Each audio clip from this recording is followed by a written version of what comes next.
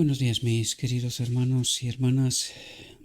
Le ruego a nuestro Dios que nos envíe su Espíritu, que nos capacite para poder entender su verdad, su realidad, su perspectiva. Hoy vamos a tratar el sexto tema de la encarnación, y que este tema tiene como título, he tomado el título del tercer tomo de Mensajes Selectos, el que está en el tercer tomo de Mensajes Selectos. Satanás declaró que el hombre no podía obedecer la ley de Dios. Pero vamos a ir a la reflexión en origen, como lo hacemos siempre, ¿verdad?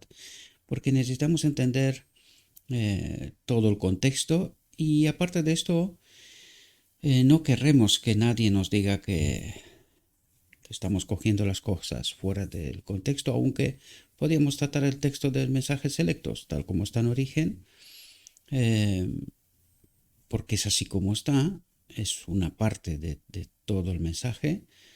Sin embargo, creo que es mucho más relevante, más importante entender el mensaje en origen, ¿verdad? Todo el mensaje.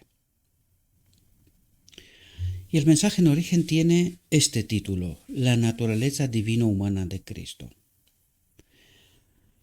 Y dice lo siguiente, es un texto de 1892, 15 de noviembre de 1892, es decir, a muy poco tiempo después de 1888, y dice lo siguiente.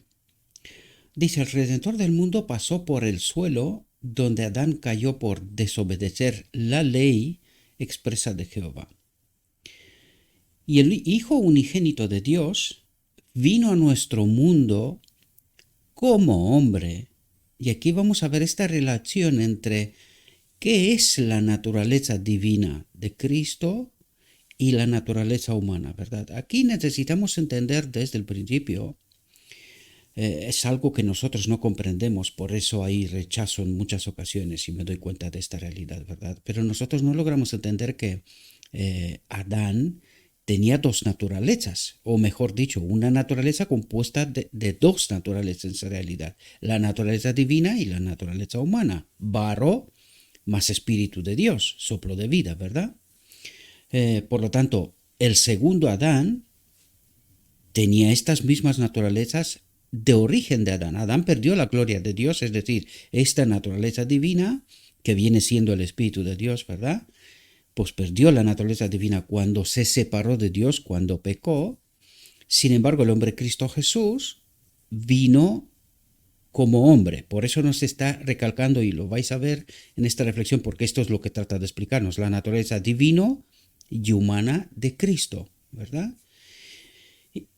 Y por eso nos dice, el Hijo unigénito de Dios vino a nuestro mundo como hombre, nació como un ser humano, con la única diferencia que él, como no se separó de Dios nunca voluntariamente, ¿verdad? Él nace con esta naturaleza divina, con el Espíritu de Dios en él. Por eso es hijo de María, naturaleza humana, e hijo de Dios, ¿verdad? Nacido por el Espíritu, ¿verdad? Engendrado o criado, por decirlo de alguna manera, por el Espíritu. No tiene un Padre terrenal, sino que el Padre es el Padre celestial, el Espíritu de Dios, ¿verdad? Y eso es lo que necesitamos comprender. Esta relación, esta simbiosis perfecta entre naturaleza divina y naturaleza humana, que esto mismo nos tiene que ocurrir a nosotros. Es decir, esto mismo tiene que ocurrir en la boda del Cordero, pero no antes de comprender este proceso para poder hacer esta elección. Ya lo comentamos con anterioridad. Cuando Dios creó a Adán, no pudo preguntarlo antes de crearlo, ¿verdad? Si desea que su espíritu habite en él, según el propósito eterno de Dios, que él habita en todo ser creado, ¿verdad? Por lo tanto, ahora sí que Adán puede elegir, si quiere, que el Espíritu de Dios, la ley de Dios, la naturaleza divina, pues habite en él y que sea un ser vivo, ¿verdad? Obediente. Cuando dice obediente, que viva según las normas, los principios, el carácter de Dios, ¿verdad? Y por eso nos dice, el Hijo unigénito de Dios vino a nuestro mundo como hombre para revelar al mundo que los hombres podían guardar la ley de Dios. Es decir, vino con la condición de Adán, es decir, con el Espíritu de Dios en él, no separado, ¿verdad? Pero con la misma condición del hombre de su época, ¿verdad? Sin entrar en profundizar más este asunto. Simplemente nos quedamos con lo que el texto trata de revelarnos en este momento, ¿verdad? Y ahí dice, y de donde creo que cogieron el título del mensaje selecto, Satanás, el ángel caído, había declarado que ningún hombre podía guardar la ley de Dios después de la desobediencia de Adán. ¿Por qué? Pues porque el Espíritu de Dios ya no habitaba en él, ¿verdad? Era simplemente barro, carne, ¿verdad? Con una naturaleza caída.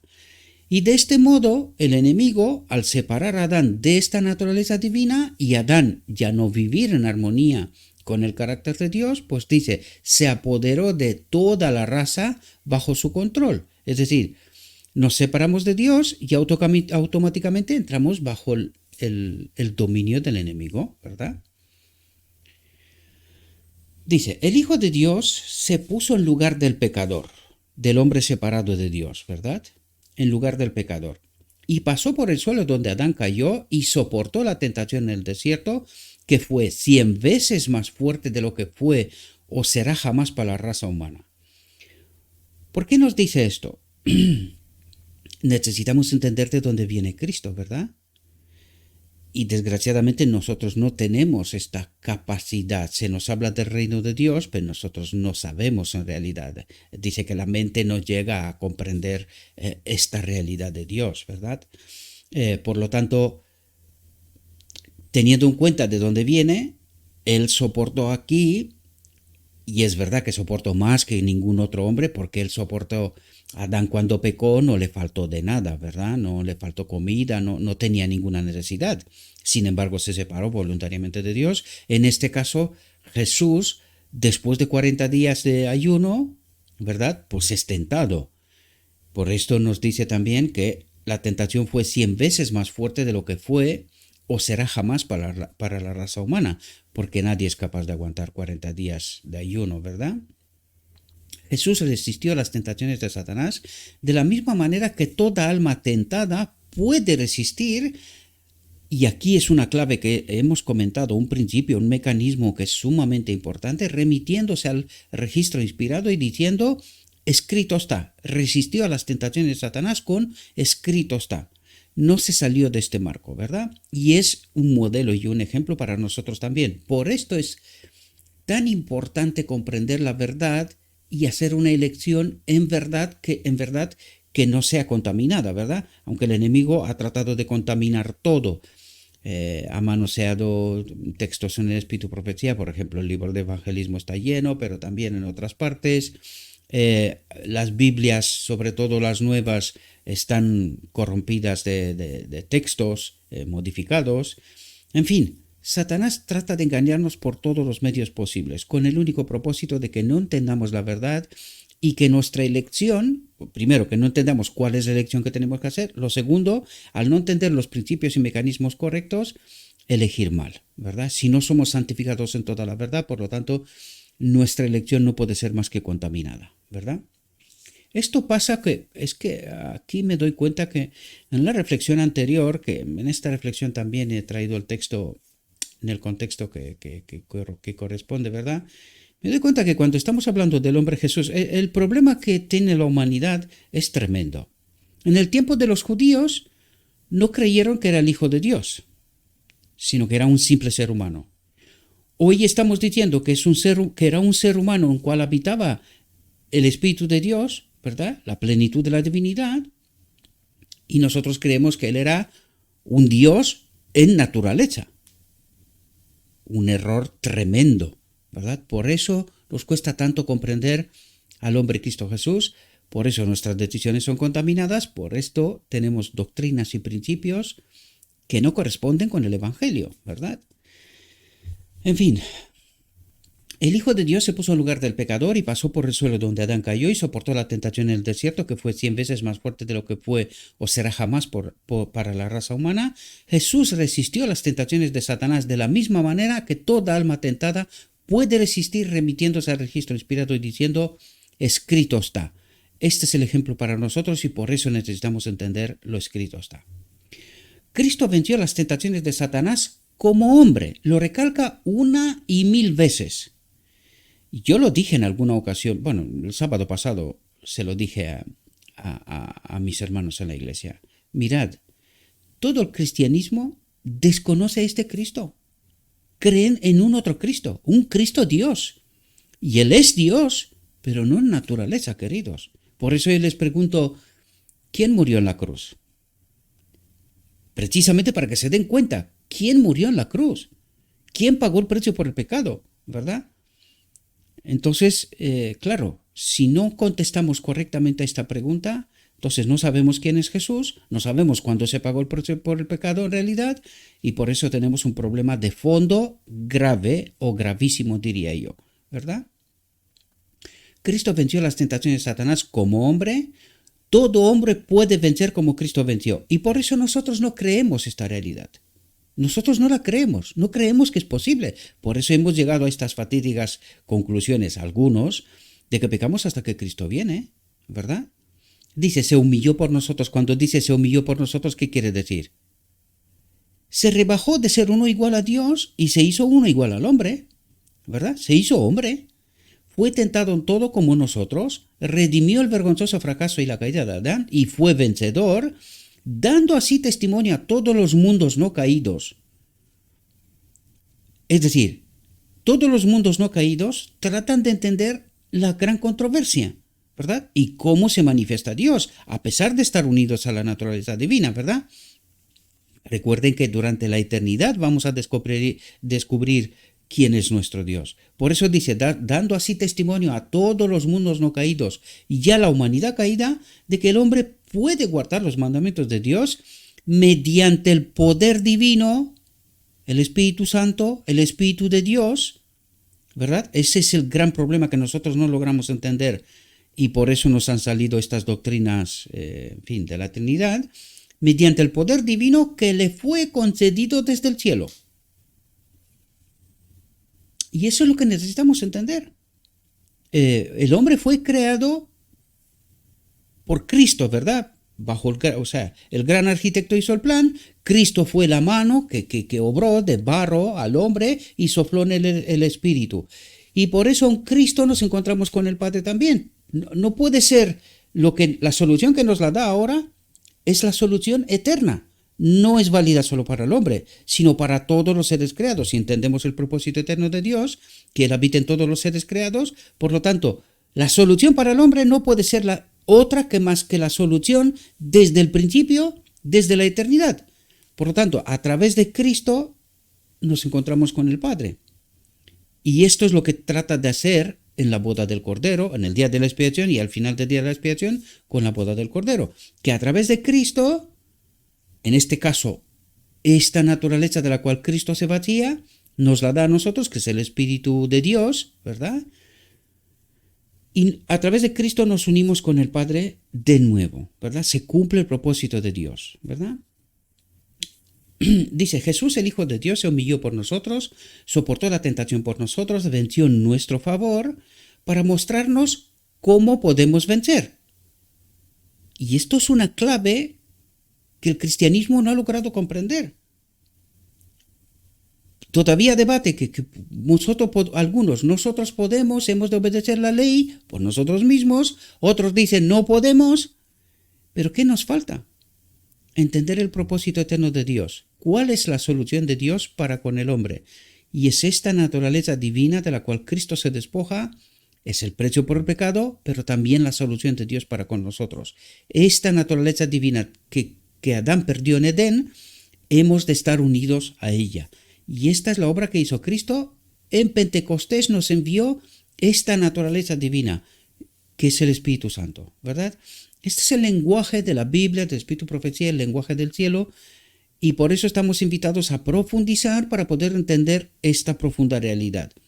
Y que no es más que el Espíritu de Cristo, no es un otro Dios. Y esto es lo que necesitamos entender en el fondo para poder contestar bien la pregunta, ¿quién es Cristo? ¿Quién es Cristo Jesús con sus dos naturalezas, la humana, que es Cristo el hombre, y la naturaleza divina de Cristo, de la cual se despoja y nos la da a nosotros, que el Evangelio nos lo explica una y otra vez, que es el Espíritu Santo, que es este Espíritu de Cristo, que lo deposita en el Padre, que del Padre nos es enviado a nosotros. ¿Quién es el Padre? Espíritu.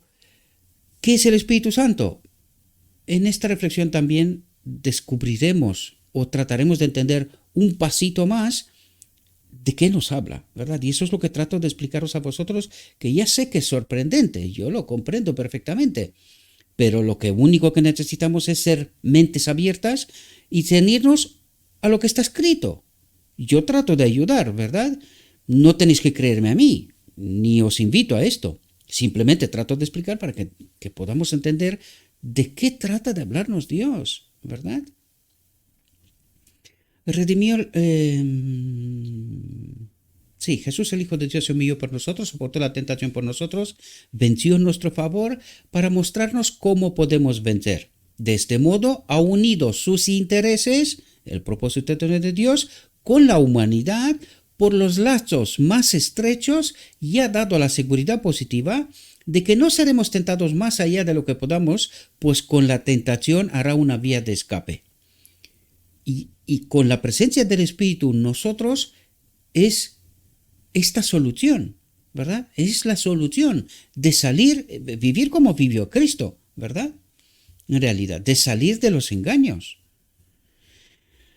Dice, se prometió que el Espíritu Santo estaría, atentos porque aquí hay una clave, un condicionante, se prometió que el Espíritu Santo estaría con los que luchaban por la victoria, con los que luchan por entender la verdad, ¿verdad? Porque la lucha por el pecado es obra de Cristo en el día de la expiación. Hay que entender qué es lo que hace el sumo sacerdote, qué es lo que hace el pueblo, ¿verdad?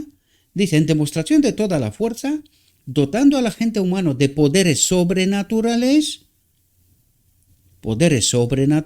a través del Espíritu, ¿verdad? E instruyendo a los ignorantes, ¿de qué nos habla? De entendimiento de la verdad purificada, sin contaminar, ¿verdad? Instruyendo a los ignorantes en los misterios del reino de Dios. Que el Espíritu Santo vaya a ser el gran ayudante es una promesa maravillosa. Y atentos a lo que nos dice aquí.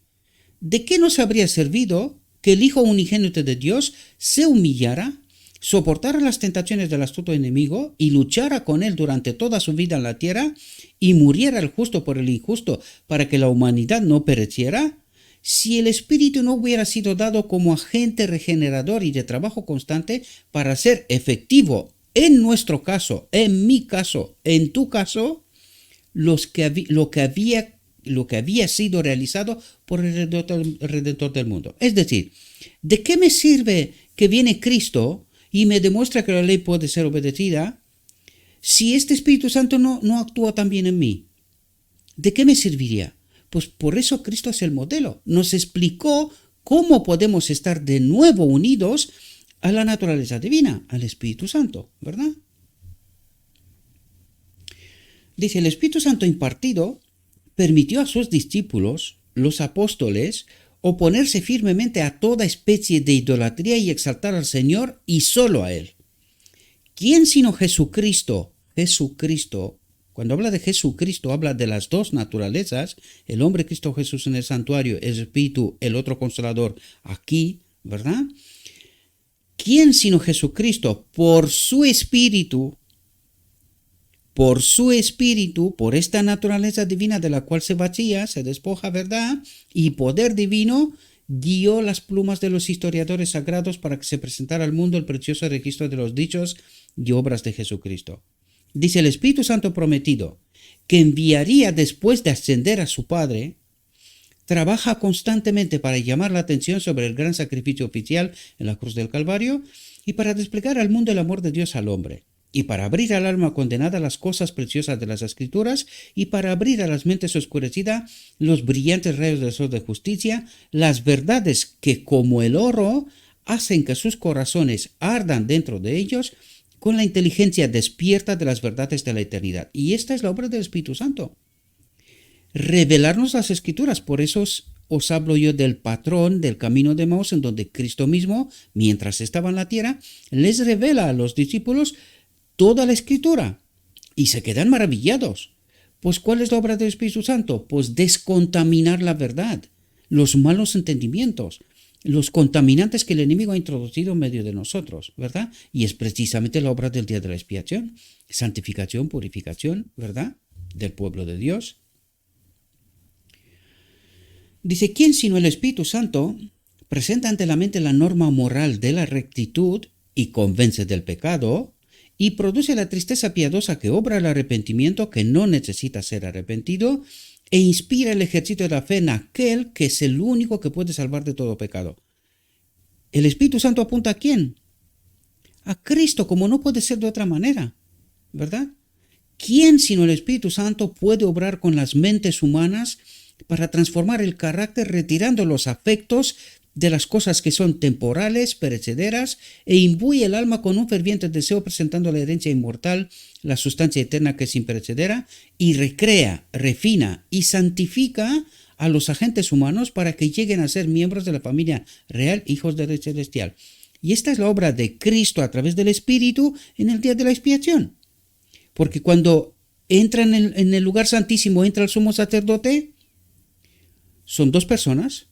¿Entran dos personas en el lugar santísimo o entra uno? Entonces, ¿quién es el Espíritu Santo? Es el Espíritu de Cristo, exactamente lo que nos trata de decir aquí, ¿verdad? Y hace la obra de Cristo, todo apunta hacia Cristo. Y es así como necesitamos entender esta obra y por qué es tan importante el Espíritu Santo en el día de la expiación, a quién representa y en favor de quién obra, ¿verdad? Y en nombre de quién obra también, ¿verdad? A menudo se plantea la pregunta, ¿qué diferencia hay entre el día que guardamos como sábado? Fijaos la gran controversia, porque nos hace dos paralelos entre Adán y nosotros. Y fijaos, ¿qué diferencia hay entre el día que guardamos como sábado o como día de descanso, verdad? En este caso estamos hablando del sábado de la creación, ¿verdad? El día original de descanso. Al igual que sucedió con Adán, hacía toda la diferencia. Sí debía obedecer a Dios y no comer del árbol del conocimiento, o sí debía ceder al razonamiento engañoso de Satanás y decir, ¿qué diferencia hay si como del fruto de este árbol prohibido o del resto de los árboles del jardín? ¿Y hay diferencia o no la hay? Pues de los árboles del jardín comía todos los días. El único árbol que le dijo era del árbol del conocimiento. Y hay que entender la metáfora. ¿Quién venía con un nuevo conocimiento? El enemigo de Dios, que supuestamente traía libertad. ¿Que en realidad fue libertad? ¿Es libertad que experimentamos nosotros? Pues ¿hay diferencia o no hay diferencia? ¿Hay diferencia entre guardar el sábado o domingo? ¿Hay diferencia entre obedecer a Dios o no obedecer a Dios? ¿Hay diferencia entre lo está escrito, verdad sin contaminar, y lo que cree el hombre o sabiduría humana? ¿Hay diferencia? Eso es lo que trata de explicarnos, ¿verdad? Dice, el pecado de Adán, al hacer las mismas cosas que el Señor le dijo que no hiciera, fue su desobediencia y transgresión y abrió las compuertas de la desgracia a nuestro mundo. Es decir, le cedió su soberanía, su dominio, su libertad al enemigo.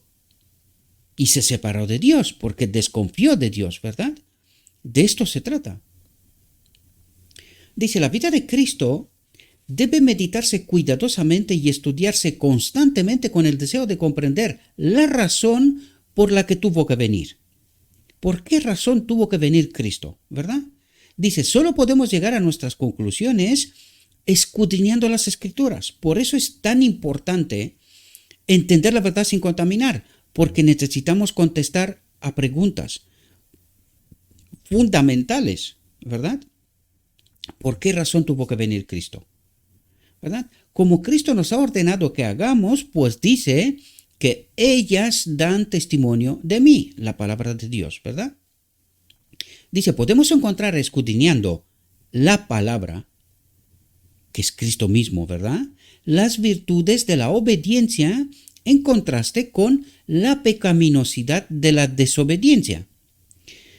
Lo que trata de decirnos es que podemos quedarnos con un escrito está a través de un estudio profundo, o podemos creer cosas nuestras, escuchando al hombre, reflexiones y sermones, y en fin, de hombres que supuestamente están preparados, y saliendo del marco de lo escrito está. Porque la pregunta clave aquí es, ¿por qué nos resulta tan difícil conocer a Cristo?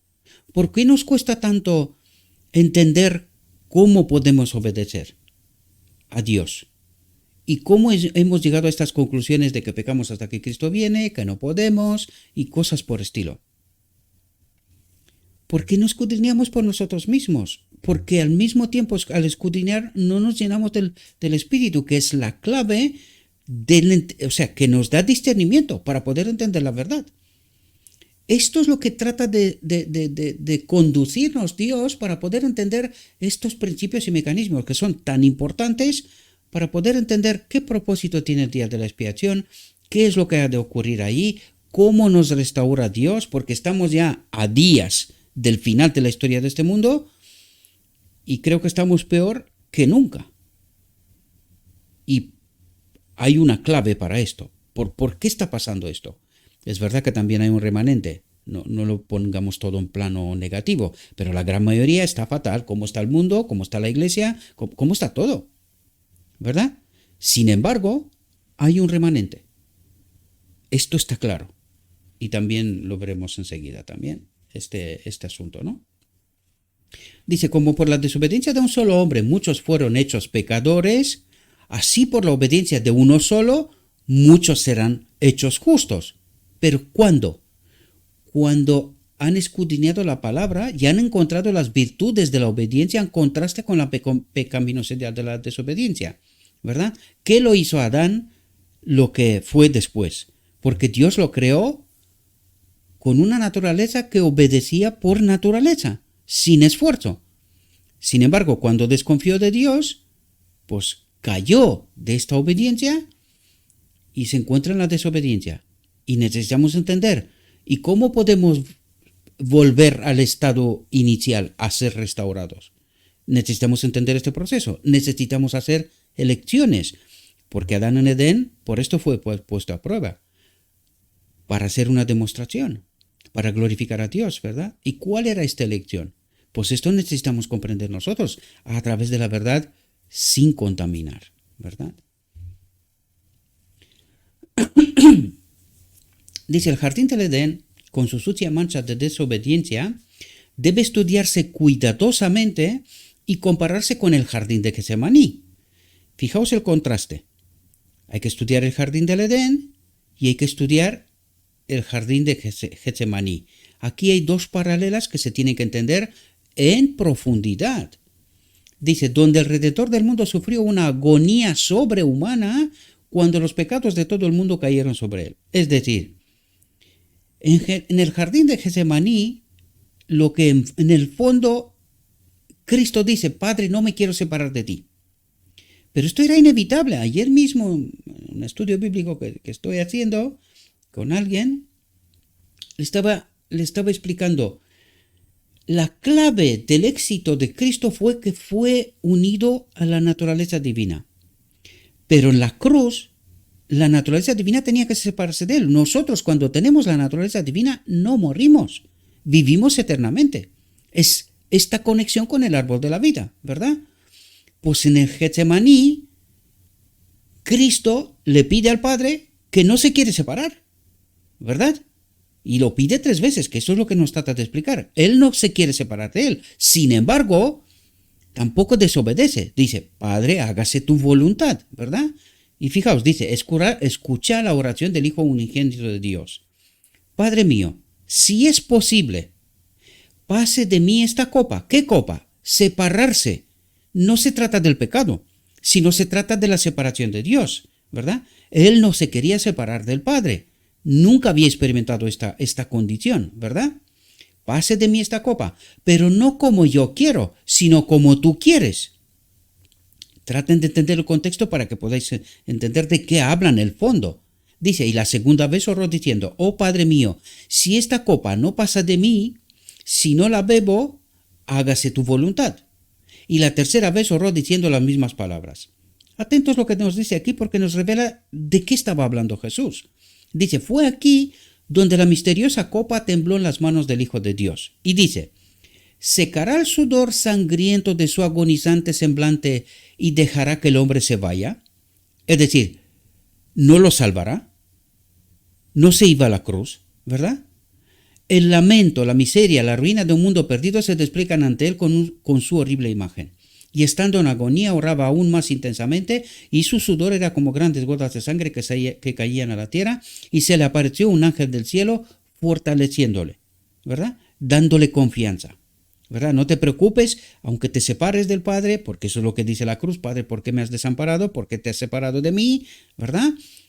Él lo traerá de nuevo a la vida, ¿verdad?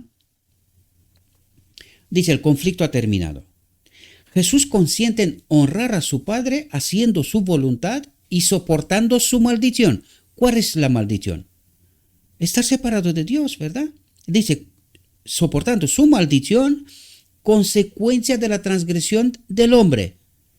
¿Qué hizo el hombre en Edén? Se separó de Dios. ¿De qué estaba hablando aquí Cristo? Que no se quería separar de Dios, ¿verdad? Esa es la clave, eso es lo que está diciendo en realidad. Dice, fue obediente hasta la muerte, incluso la muerte de cruz. Significando esto, separándose de Dios, porque la muerte solo se puede experimentar cuando estamos separados de Dios. De otro modo no es posible, ¿verdad? Esto es lo que implicó la desobediencia de Adán. La muerte de Cristo en la cruz, ¿verdad? Separarse del Padre. Adán no consideró todas las consecuencias resultantes de su desobediencia. No la consideró. Dice, no puso su mente en desafío a Dios, ni habló de ninguna manera contra Dios. No habló contra Dios, pero tampoco hizo lo que le pidió Dios, ¿verdad? Simplemente fue directamente contrario a su mandato expreso.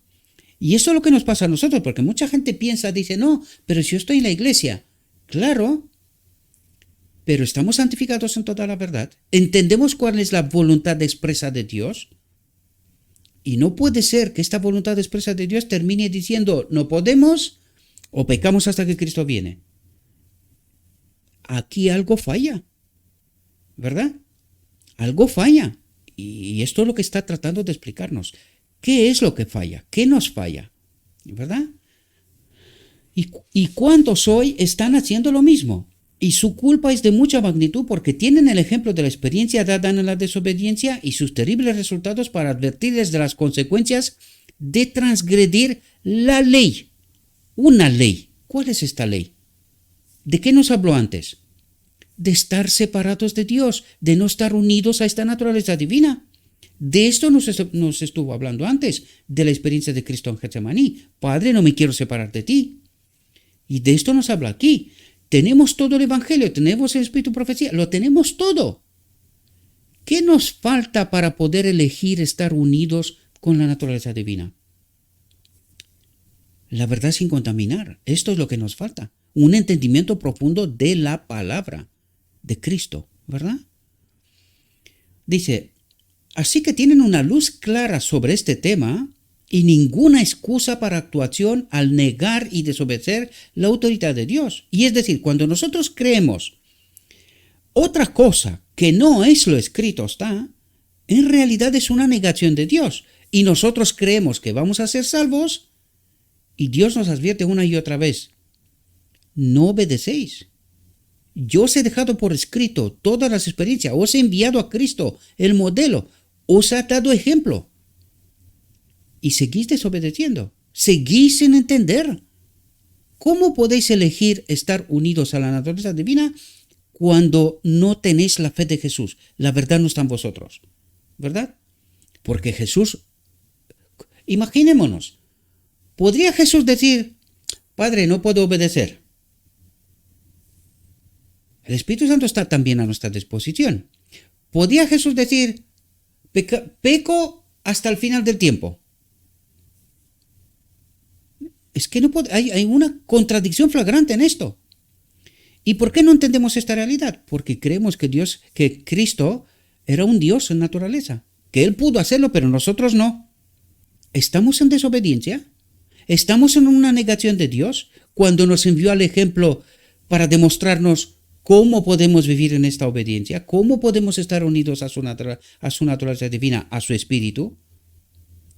¿Es esta una negación? Pues esto trata de explicarnos que estamos negando a Dios cuando no le obedecemos. Él nos envió la verdad, nos envió a su Hijo, pagó el precio por el pecado, nos puso a nuestra disposición el Espíritu Santo y nosotros seguimos diciendo que no podemos, que seguimos pecando, porque no vemos otra alternativa. Estamos en una negación de Dios, tal como nos dice, y ninguna excusa para su actuación al negar y desobedecer la autoridad de Dios. Dice, Adán no se detuvo a calcular el resultado de su desobediencia. Lo hacemos nosotros, teniendo todo lo que necesitamos para poder entender la gran controversia, ¿verdad? Dice, podemos estar aquí en 1892, ¿verdad? Cuando se escribió la reflexión, con la visión posterior, es decir, con toda la historia, con toda la verdad delante de nosotros, que tenemos el privilegio de tener, podemos ver lo que significa desobedecer los mandamientos de Dios. Adán se dio a la tentación, al engaño, a la mentira, y eso es lo que necesitamos entender nosotros. Hemos cedido nosotros al engaño, hemos bebido del vino de Babilonia, que es lo que nos dice Apocalipsis. Hemos cedido nosotros a esa tentación de adoptar doctrinas que no están bien, que son falsas, y adoptar verdades contaminadas. Pues eso nos dice, Adán se dio a la tentación, lo hicimos nosotros también, y al tener el asunto del pecado y sus consecuencias tan claramente ante nosotros, podemos leer de la causa al efecto y ver que la grandeza del acto no es lo que constituye el pecado. No es que hemos matado 1.000 millones de personas o hemos mentido, por decirlo. No es la grandeza del pecado, ¿verdad? Sino la desobediencia de la voluntad expresa de Dios.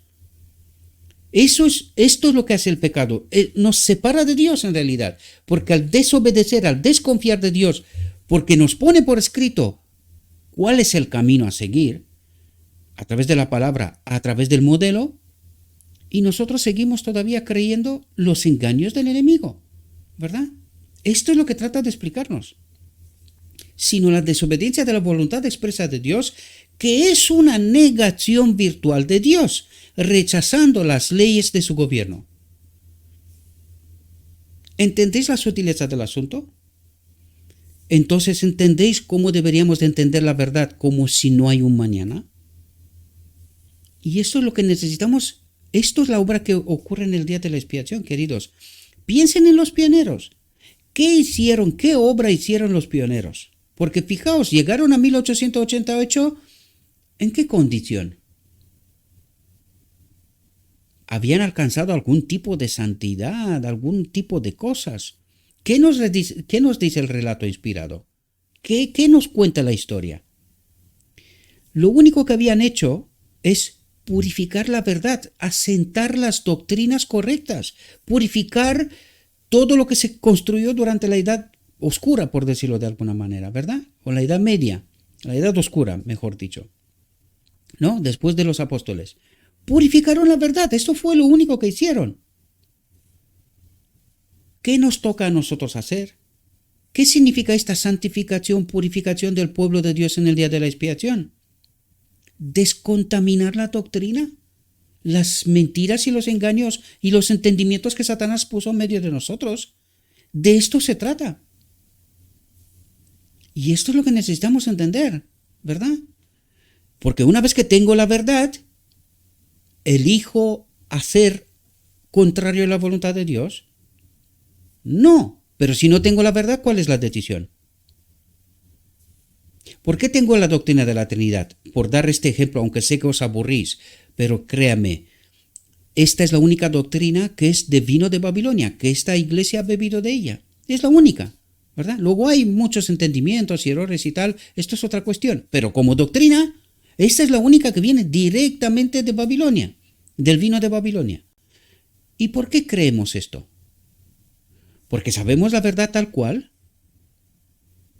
¿O porque nos lo cuentan otros? Es decir, tenemos una verdad contaminada de segunda, tercera, cuarta, quinta mano. Dios sabrá cuántas manos y cuántos entendimientos han pasado por ahí. Entonces, ¿estamos nosotros en un escrito está o lo que nos cuentan otros que está escrito? No es lo mismo. Y esto es lo que trata de explicarnos. Nosotros cedemos a la tentación, al engaño, a la mentira del enemigo por una razón. Porque no vamos personalmente a lo escrito está. ¿Y qué ha hecho el enemigo? Puede decir, no, si el espíritu de profecía no es palabra de Dios. En fin, son cosas así, no sé, consejos. ¿Nos ha engañado? ¿Hemos cedido a la tentación? Pues claro. Y entonces, ¿cómo queremos hacer una elección purificada, limpia de todo engaño? ¿Cómo podemos elegir a Dios cuando no entendemos la obra? De esto se trata. Mucha gente piensa, no, somos salvos porque Dios nos ama. Este amor universal, ¿verdad? El universalismo. Esta es otra teología que está saliendo, ¿no? Bueno, que ya está desde hace tiempo, ¿no? Todos somos salvos, Dios nos ama. Pues no fue esta la teología del Edén. ¿No es eso lo que le contó a Adán? No, Dios te ama, tranquilo, no morirás. No. Y ahora al final vuelve también, otra vez. Y aún hay gente que se lo cree.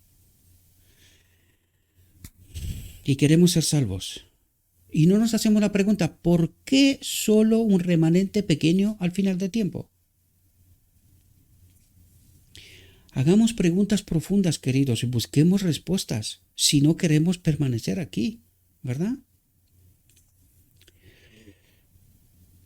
La felicidad del hombre está en su obediencia a las leyes de Dios. En su obediencia a la ley de Dios está rodeado como con un seto y guardado del mal.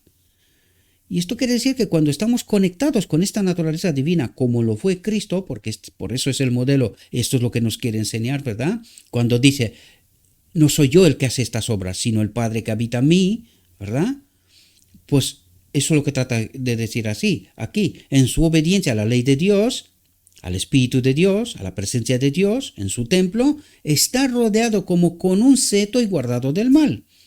Y eso es lo que nos trata de ayudar a entender el mismo día de la expiación, la obra que se tiene que hacer en el mismo día de la expiación, ¿verdad? Ningún hombre puede ser feliz y apartarse de los requisitos especificados por Dios.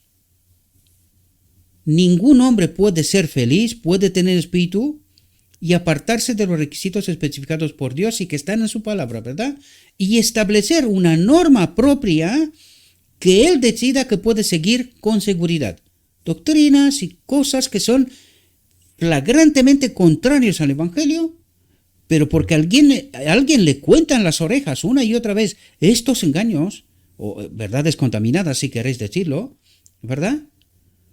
Pues él cree que está seguro porque está en la iglesia, porque los maestros le predican estas cosas, pero no ven la controversia, por cierto, que estos días Esteban Bor es censurado de no poder predicar en el marco de la iglesia por una sola razón, por decir la verdad, y entre estas verdades hay una clara, votada por la Conferencia General, y que ni siquiera ellos mismos la respetan.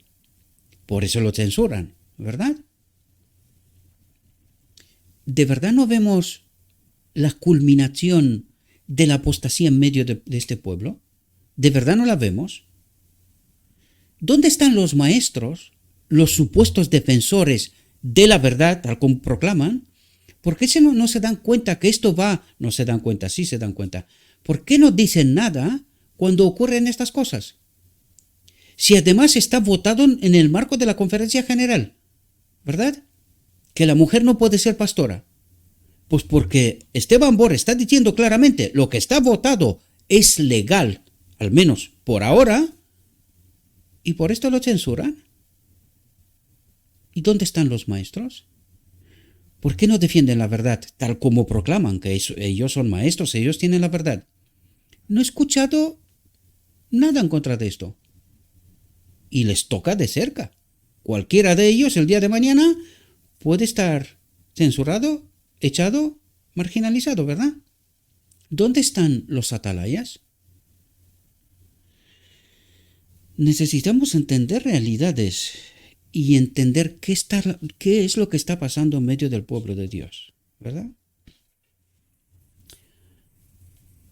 Ningún hombre puede ser feliz y apartarse de los requisitos especificados por Dios y establecer una norma propia que él decida que puede seguir con seguridad. Entonces habría una variedad de normas para adaptarse a las diferentes mentes y el gobierno sería quitado de las manos del Señor y los seres humanos tomarían las riendas del gobierno. Es decir, ¿se gobernarían ellos solos, pero se gobernarían ellos o es el enemigo que está detrás? ¿Verdad? Fijaos lo que dice. La ley del yo se rige. La voluntad del hombre se hace suprema. Y cuando la alta y santa voluntad de Dios se presenta para ser obedecida, respetada y honrada, y ahora preguntémonos un momento, ¿cuál es la alta y santa voluntad de Dios? ¿Cuál es el propósito de Dios? Que Él habite en todo ser creado, ¿verdad? Que sea un templo.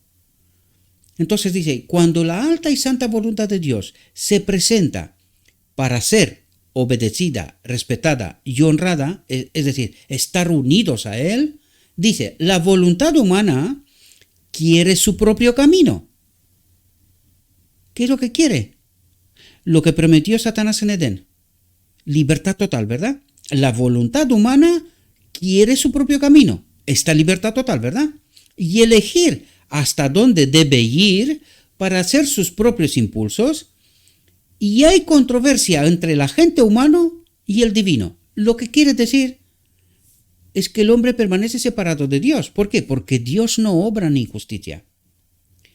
O nos sometemos a Él y tiene el control en este templo, pero Él no comparte con el enemigo este templo, ¿verdad? Porque la voluntad humana quiere su propio camino, quiere libertad total. Por lo tanto, hay controversia, hay separación entre el agente humano y el divino. ¿Por qué estamos como estamos? Porque el hombre quiere su propio camino. El hombre tiene su propio entendimiento. Los fariseos les decían, nosotros tenemos la verdad. ¿Y Cristo qué les dijo? Vuestra verdad es la de vuestro Padre, que es el enemigo. Esta es vuestra verdad. ¿Y la nuestra hoy? Necesitamos hacernos preguntas, ¿verdad? Dice, la caída de nuestros primeros padres rompió la cadena de oro de la obediencia implícita. Obediencia implícita no tenía que elegir obedecer, sino que esta era su naturaleza, conforme con el carácter de Dios. Amaba, servía, ¿verdad? Rompió la cadena de oro de la obediencia implícita de la voluntad humana a la divina. Dice, la obediencia ya no se considera una necesidad absoluta. Es decir, la presencia de Dios, estar unidos al Espíritu, ya no se considera una necesidad absoluta. Los agentes humanos siguen sus propias imaginaciones. Los agentes humanos siguen sus propias imaginaciones, su propio entendimiento, su propia teología, sus propias doctrinas, sus propios principios. ¿Qué son cuáles? Separados de la naturaleza divina, pues inspirados por el enemigo, ¿verdad? De las que el Señor dijo que los habitantes del viejo mundo eran malos, y eso continuamente. ¿Y nosotros hoy? El Señor Jesús declara, yo he guardado los mandamientos de mi Padre, dice. Jesús mismo, yo he guardado los mandamientos de mi Padre. ¿Cómo? Dice, como un hombre. Como un hombre. He venido a hacer tu voluntad, oh Dios. Ante las acusaciones de los judíos, se presentó en su carácter puro, virtuoso y santo y los desafió. ¿Quién de vosotros me convence que estoy separado del Padre? ¿De pecado? ¿Quién de vosotros me convence que estoy separado de mi Padre? De pecado. Eso es lo que trata de decir Cristo. ¿Quién me convence que estoy separado del Padre? Y por eso nos dijo, por sus frutos los conocerás. Miren mis frutos, miren qué hago yo. Doy de comer, resucito, sano, predico la palabra sin contaminar, ¿verdad? Miren los frutos. ¿Quién me convence que yo estoy separado de mi Padre? Cuando hago la voluntad de mi Padre, yo he guardado los mandamientos de mi Padre. ¿Cómo? Porque su Espíritu está en mí. Adán rompió la cadena de oro, que es la obediencia implícita. Estar con el Espíritu de Dios en ti. Entonces, esta obediencia implícita es la voluntad humana a la divina, la voluntad humana sometida a la voluntad divina, ¿verdad? Vive en armonía con el carácter de Dios. Ama, sirve, ¿verdad? No se sirve a sí mismo, porque esto es egoísmo, es la ley del yo, ¿no? Dice, el Redentor del mundo vino no solo para hacer un sacrificio por el pecado, sino para ser un ejemplo para el hombre en todas las cosas a carácter humano santo. Fue un maestro, un educador como el mundo nunca vio ni escuchó antes. Habló como quien tiene autoridad y sin embargo invita a la confianza de todos. Venid a mí todos los que estéis fatigados y cargados y yo os haré descansar. Llevad mi yugo y aprended de mí, que soy manso y humilde de corazón, y hallaréis descanso para vuestras almas, porque mi yugo es fácil y mi carga ligeras. ¿Al qué nos invita Cristo? A pedir su espíritu, a estar unidos a su espíritu. Esta es la carga, este es el yugo, ¿verdad? Dice, el Hijo unigénito del Dios infinito nos ha dejado, mediante sus palabras y su ejemplo práctico, un modelo claro que debemos copiar. Por sus palabras nos ha educado para obedecer a Dios y por su propia práctica nos ha mostrado cómo podemos obedecer a Dios, estando unidos a Él, ¿verdad? Esta es la misma obra que Él quiere que haga todo hombre, que se una a Él, ¿verdad? Obedecer a Dios inteligentemente, por precepto y ejemplo, enseñar a otros lo que deben hacer para ser hijos obedientes de Dios. ¿Cómo unirnos a su espíritu, verdad? Sin el cual no puede haber obediencia. Jesús ha ayudado al mundo entero a un conocimiento inteligente de su misión y obras divinas. Vino a representar el carácter del Padre a nuestro mundo. Vino a demostrarnos el carácter del Padre, el Espíritu de Dios que ha de habitar en este templo a nuestro mundo. Eso es lo que trata de explicar. Y al estudiar la vida, las palabras y las obras de Jesucristo, somos ayudados en todo sentido en la educación de la obediencia a Dios.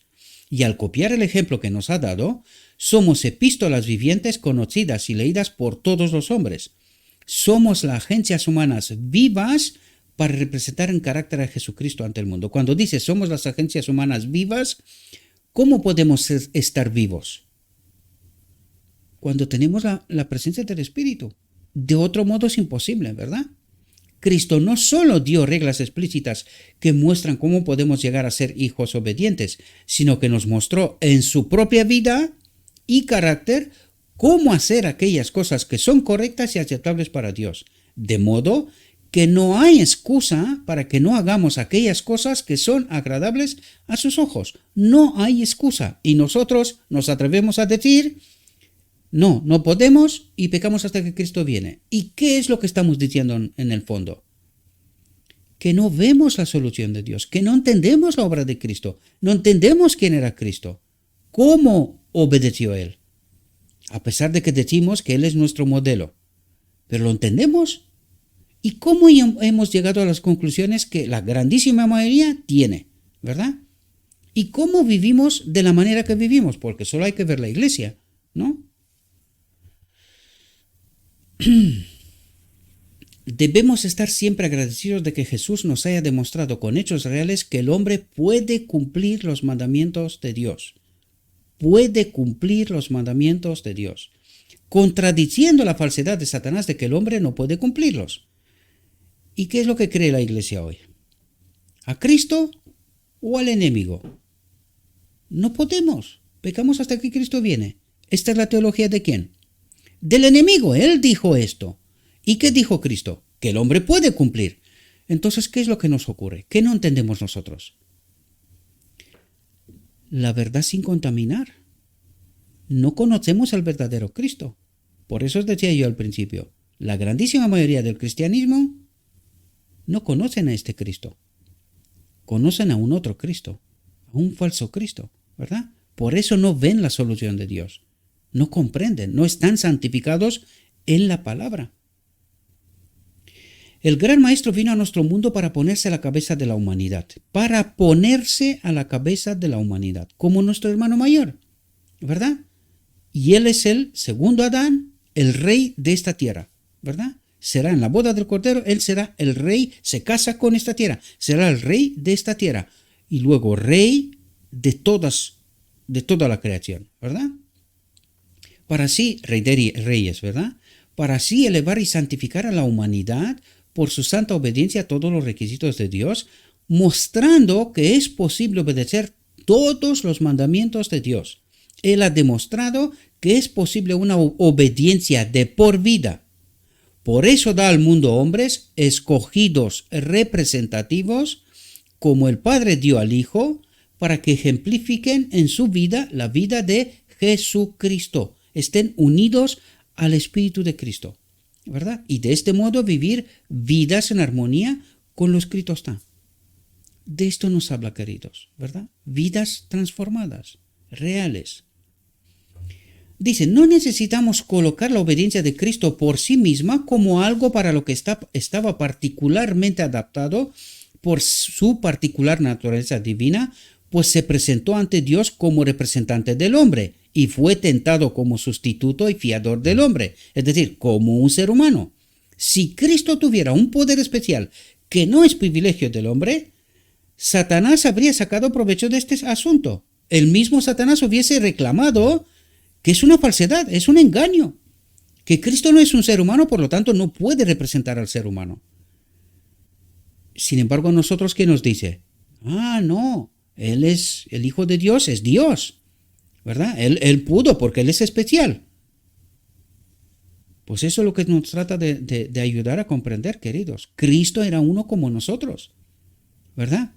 Y no podía ser de otra manera porque si no, no es un modelo para mí, ¿verdad? La obra de Cristo fue quitarle a Satanás su control sobre el hombre y solo pudo hacerlo de la manera en que vino. Un hombre tentado como hombre, rindiendo la obediencia de un hombre. ¿Quién es Cristo? Un hombre, el Hijo de Dios, ¿verdad? Jesús dice, sígueme. El que me sigue no andará en tinieblas, es decir, conocerá la verdad. El que me sigue conocerá la verdad, tendrá el Espíritu, tendrá discernimiento, entendimiento de la palabra, ¿verdad? Sino que tendrá la luz de la vida. La verdad, el Espíritu, vida eterna. En conclusión, ¿verdad? Dice, no lo consideres un deber difícil. Los mandamientos de Dios son su carácter expreso, su Espíritu en nosotros, ¿verdad? Esta es la verdadera ley de Dios, que brota de un corazón de amor, de planes reflexivos para que el hombre sea preservado de todo mal. No son una autoridad arbitraria sobre el hombre, sino que el Señor quiere que los hombres sean sus hijos obedientes y miembros de su propia familia. Es decir, que el hombre elija vivir en este reino de Dios, comprendiendo claramente quién es Dios, si se puede confiar en Él o no se puede confiar en Él, ¿verdad? Dice, la obediencia es la consecuencia, atentos a lo que dice aquí, porque esto es tremendo. Dice, la obediencia es la consecuencia y el fruto de la unión con Cristo y con el Padre. Bien, hagámonos una pregunta importante aquí. La obediencia es la consecuencia y el fruto de la unión con Cristo y con el Padre. ¿Cómo estamos nosotros unidos al mismo tiempo con Cristo y con el Padre? Y que esto da como fruto la obediencia. Por el Espíritu, ¿no? Entonces, ¿quién es el Espíritu Santo? Unión con Cristo y con el Padre, somos una. ¿Quién es el Espíritu Santo? Ahí podemos ver cómo la sierva tenía razón, que es el Espíritu de Cristo y el Espíritu del Padre, es decir, esta vida de la cual Cristo se vacía, la deposita en el Padre y que el Padre nos lo envía a nosotros. ¿Quién es el Espíritu Santo? Que al mismo tiempo es la naturaleza divina, ¿verdad? Nos habla una y otra vez de esto, que hemos de estar unidos a la naturaleza divina. ¿Quién es la naturaleza divina? y que al mismo tiempo nos dice Dios es el Padre es el único Dios verdadero. El único Dios verdadero.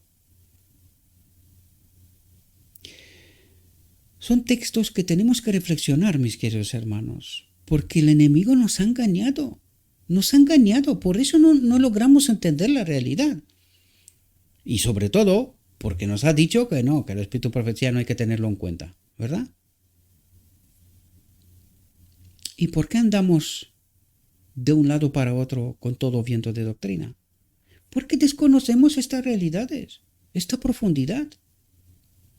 En esto sabemos que amamos a los hijos de Dios cuando amamos a Dios y guardamos sus mandamientos, porque este es el amor de Dios, que guardemos sus mandamientos y sus mandamientos no son gravosos. Lo que trata de decir es que cuando estamos unidos a la naturaleza divina, automáticamente esta naturaleza nos hace obedientes. O sea, es implícito, vivimos en armonía con el carácter de Dios, ¿verdad?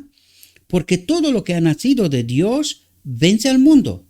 Todo lo que ha nacido de Dios, todo lo que tiene esta naturaleza divina, vence al mundo. Y esta es la victoria que vence al mundo. Nuestra fe. Pero claro, nuestra fe tiene que ser basada en algo. ¿En qué? En estas verdades que nos trata de revelar.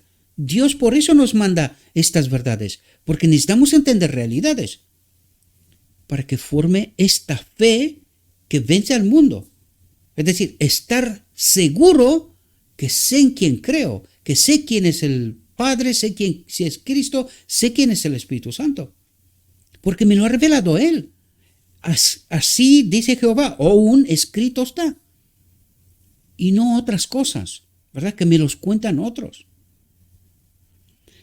Cuando hayamos escuchado inequívocamente su voz y obedezcamos, ¿cómo escuchamos la voz de Dios? A través de la palabra, ¿no? De lo escrito está. Cuando hayamos escuchado inequívocamente, o sea, sin error, su voz y obedezcamos, todo pensamiento de murmuración será reprimido. Y obedeceremos dejando todas las consecuencias con aquel que dio el mandamiento. Si al ver las huellas de Jesús pisamos en ellas, al seguirlo, así hay amor y poder. El Espíritu, ¿verdad? Cuando seguimos las huellas de Jesús y pisamos en ellas.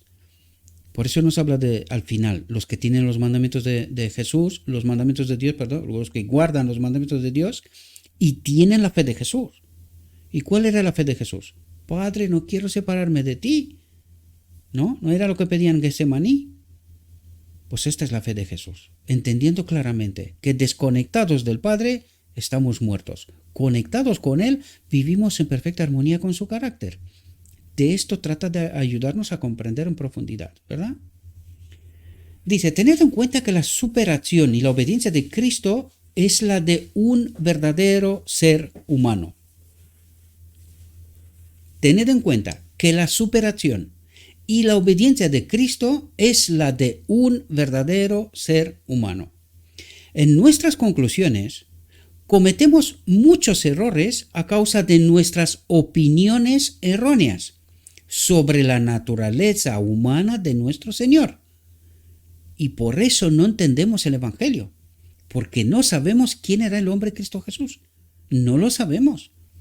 Cuando damos a su naturaleza humana un poder que no es posible que el hombre tenga en sus conflictos con Satanás, destruimos la plenitud de su humanidad. Por eso Satanás se está esforzando a creer que él era un Dios en naturaleza.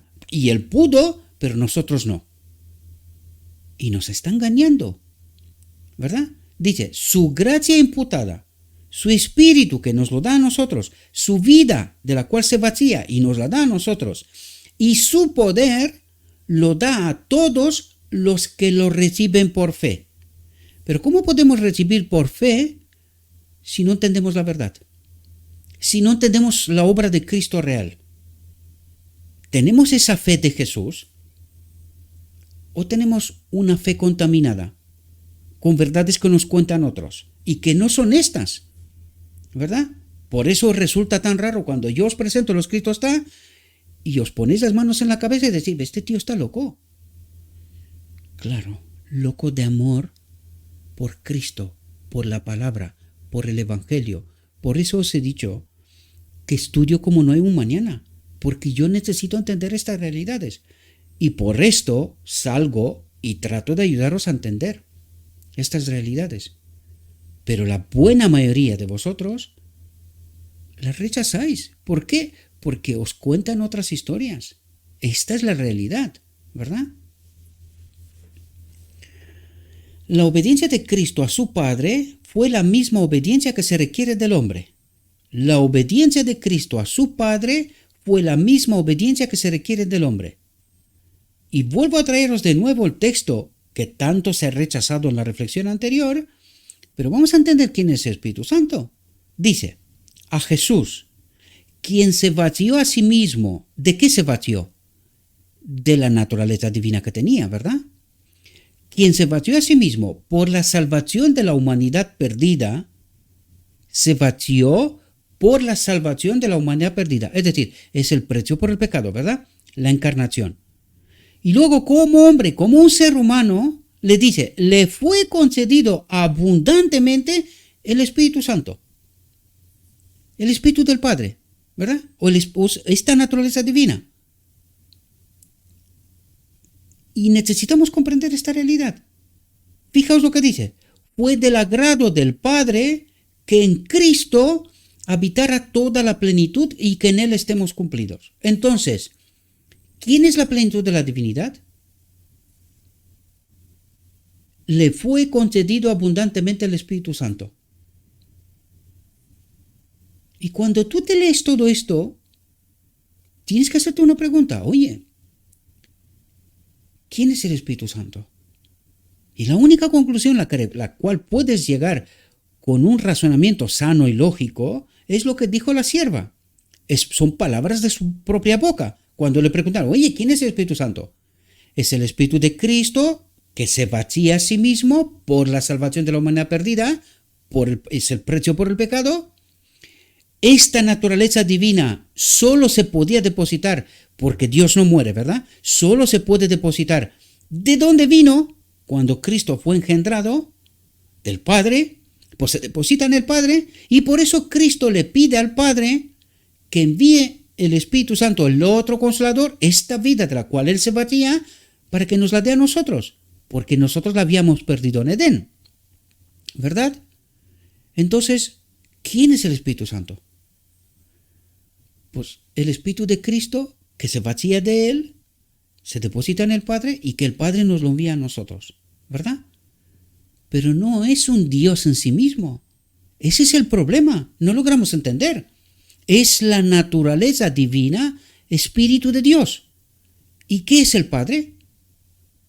Espíritu, sustancia, espíritu, ¿verdad? Pues ¿no es este el propósito eterno de Dios, que Él habite en todo ser creado? ¿Cómo habita en todo ser creado? A través de su Espíritu. Pero nosotros estamos ligados directamente al Padre, ¿o es a través de Cristo? Este es el misterio de la piedad más profundo y que probablemente en el reino de Dios lograremos entender esta realidad. Pero que es fundamental entender lo revelado, porque si nos dice lo que nos dice, ¿por qué nos lo dice? Si no necesitamos entenderlo. Necesitamos entenderlo, queridos, porque la obra de el otro Consolador, el Espíritu de Dios, el Espíritu de Cristo, en el día de la expiación es fundamental. Y sin Él no tenemos el discernimiento para entender la verdad. Es la llave de oro que nos abre el entendimiento de todo el Evangelio. Y por eso Dios nos lo revela, para que lo podamos entender, dejar de estar engañados, ¿verdad? Dice, el hombre no puede vencer las tentaciones de Satanás sin un poder divino que se combine con su instrumentalidad, con su espíritu, ¿verdad?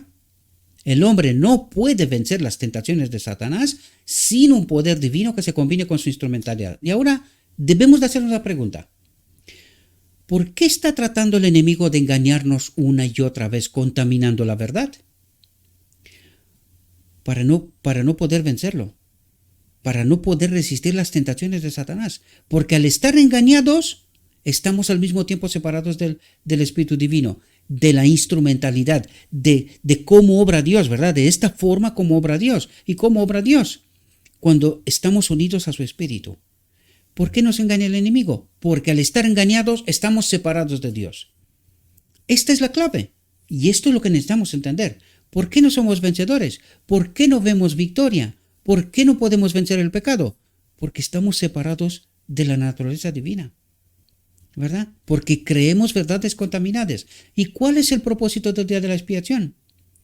Purificar la verdad en medio del pueblo de Dios. De este modo, los 144,000, cuando han purificado la verdad, sacan al macho cabrío fuera del campamento, a Satanás, ¿verdad? ¿Cómo? Porque saca los engaños, las mentiras del medio del pueblo de Dios. Los 144,000 han de entender la verdad pura, sin contaminar. ¿Por qué son un grupo pequeño? Porque la grandísima mayoría rechaza este Cristo, rechaza este Evangelio, no se santifican, no se purifican, por lo tanto, permanecen en la iglesia militante, pero no se convierten en la iglesia triunfante, desgraciadamente. Y esto es lo que necesitamos comprender, estas profundidades, ¿verdad? Así que con Jesucristo, Él pudo echar mano del poder divino, y lo leímos antes. En Él se le concedió abundantemente el Espíritu Santo, ¿verdad? Él pudo echar mano del poder divino, del Espíritu de Dios, ¿verdad? No vino a nuestro mundo para dar la obediencia de un Dios menor a uno mayor, como cree el cristianismo. Por eso lo está diciendo. No vino a nuestro mundo para dar la obediencia de un Dios menor a uno mayor, sino de un hombre, el segundo Adán, que pudo echar mano del poder divino, que está unido a Dios. Y en esta condición nos dio la lección suprema. ¿Cómo podemos obedecer? No vino a nuestro mundo para dar la obediencia de un Dios menor a uno mayor, sino como hombre para obedecer la santa ley de Dios, estar unido a Dios, esta es la santa ley de Dios, su carácter, y de esta manera Él es nuestro ejemplo. Pero no lo entendimos. ¿Por qué? Porque nosotros creíamos que era un Dios menor que dio obediencia a un Dios mayor. El engaño del enemigo, ¿verdad? Él es nuestro ejemplo. El Señor Jesús vino a nuestro mundo no para revelar lo que un Dios puede hacer, sino lo que un hombre puede hacer a través de la fe o a verdad descontaminada o la verdad pura en el poder de Dios para ayudar en cada emergencia. El hombre, por medio de la fe, debe ser partícipe de la naturaleza divina y vencer toda tentación que lo acose. Y esta es la clave cuando dice el hombre, por medio de la fe, por medio de la verdad. ¿Y qué me revela la verdad? ¿Quién es Cristo? Un ser humano que vino en este mundo unido al Espíritu y que de este modo pudo obedecer. Y esto vino a explicarme. Dice, el hombre, por medio de la fe, por medio de la verdad pura, debe ser partícipe de la naturaleza divina, del Espíritu de Dios, ¿verdad? Y vencer toda tentación que lo acuse. El Señor exige ahora que cada hijo e hija de Adán, mediante la fe en Jesucristo,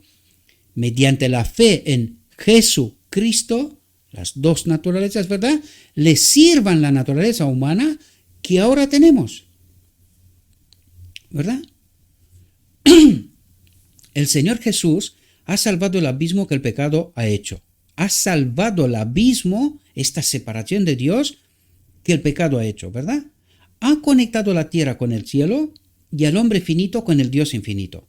Jesús, el Redentor del mundo, solo pudo cumplir los mandamientos de Dios de la misma manera que la humanidad puede cumplirlos.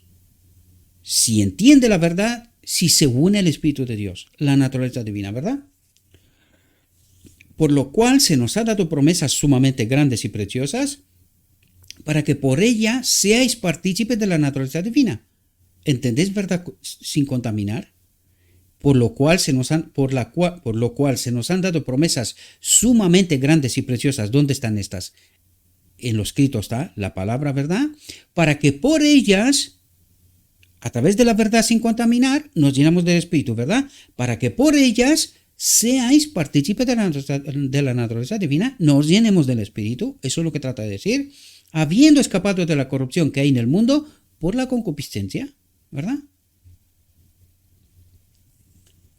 Pero todos nosotros, mirando a cara descubierta como en un espejo, la gloria del Señor, ¿qué había perdido Adán en Edén? La gloria del Señor, ¿verdad? Dice, somos transformados de gloria en gloria en la misma imagen como por el Espíritu del Señor. La gloria que él, Pablo, mencionó es el carácter. Por lo tanto, al pensar y hablar de Jesús, nos encantamos con su carácter y por la fe nos cambiamos de carácter en carácter. Esta es la obra del Espíritu, es decir, vemos el carácter que tenía Cristo. ¿Quién es el carácter? ¿Qué dijimos nosotros? Que en nuestra mente está el arca del pacto. ¿Quién está en el arca del pacto? Cristo y el Padre, ¿verdad?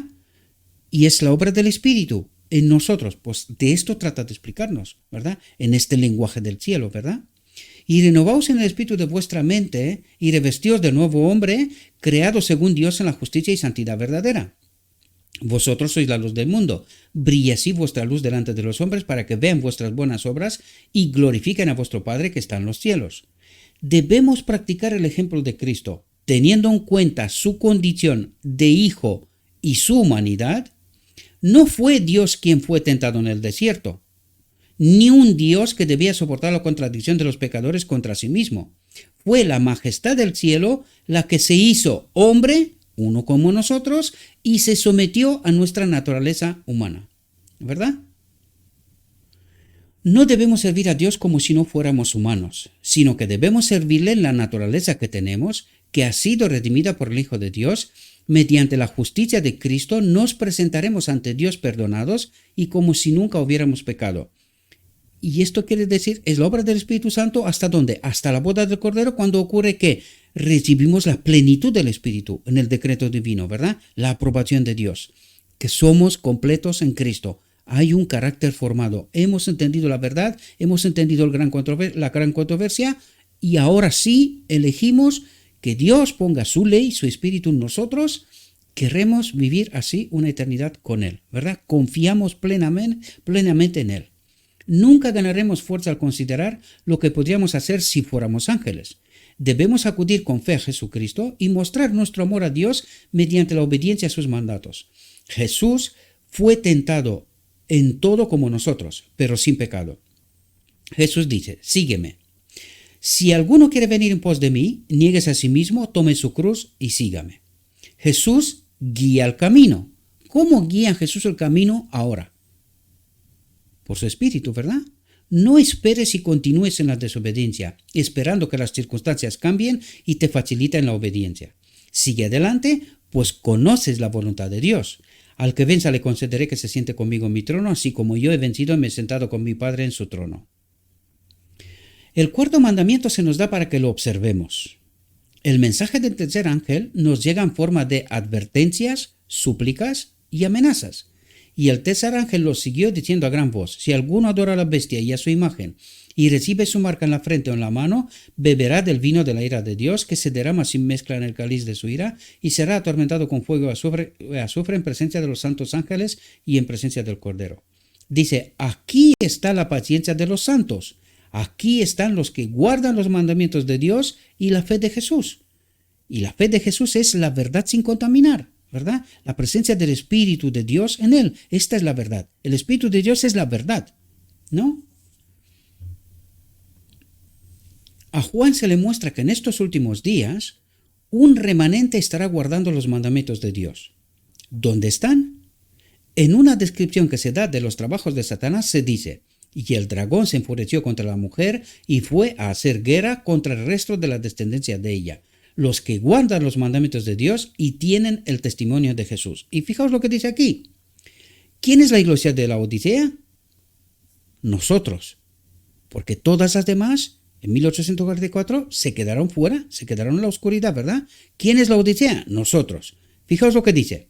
Y el dragón se enfureció contra la mujer, contra la iglesia, y fue a hacer guerra. ¿Contra quién? Contra la iglesia triunfante. Fijaos, contra el resto de la descendencia de ella, el resto de la descendencia de ella. Los que guardan los mandamientos de Dios y tienen el testimonio de Jesús. ¿Quiénes son este resto? La iglesia triunfante, la que ha entendido la verdad, los 144.000, ¿verdad? Y fijaos cómo dice, ¿quiénes son las personas aquí especificadas? Yo os he traído un texto con el cual Walter Waite en su última exposición, la 117, que habla del tiempo de angustia de Jacobo, utilizó y nos viene bien en este momento para entender quiénes son los 144.000. ¿Quién es la iglesia militante? ¿Quién es la iglesia triunfante? Fijaos lo que dice aquí. Ese periodo de angustia y de aflicción requerirá un esfuerzo de seriedad y una fe decidida que pueda soportar la demora y el hambre, y que no fracase bajo la debilidad, aunque sea severamente probada. El periodo de prueba es el tiempo concedido a todos para prepararse para el día de Dios. Si algunos descuidan la preparación y no prestan atención a las fieles advertencias dadas, no tendrán excusa. La lucha ferviente y perseverante de Jacob con el ángel debe ser un ejemplo para los cristianos. Jacob prevaleció porque fue perseverante y decidido.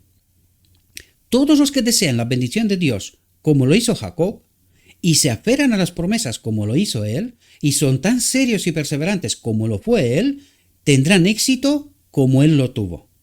La razón por la cual hay tan poco ejercicio de la verdadera fe y tan poco del peso de la verdad que descansa sobre muchos creyentes profesos es porque son indolentes, no estudian por sí mismos. Eso es lo que dice. Es porque son indolentes en las cosas espirituales.